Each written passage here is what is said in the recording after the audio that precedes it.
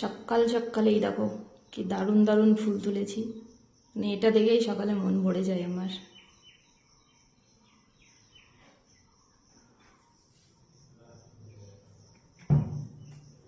আর এই যে এগুলো মার্কেটের ফুলের মালা,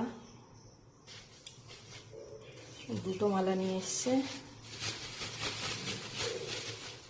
এই মালাগুলোর প্রচুর দাম না এখানে।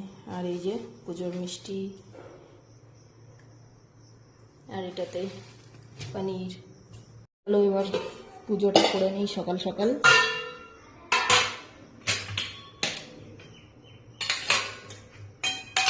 এখানে একটু লাইট মানে কি বলবো কম আছে।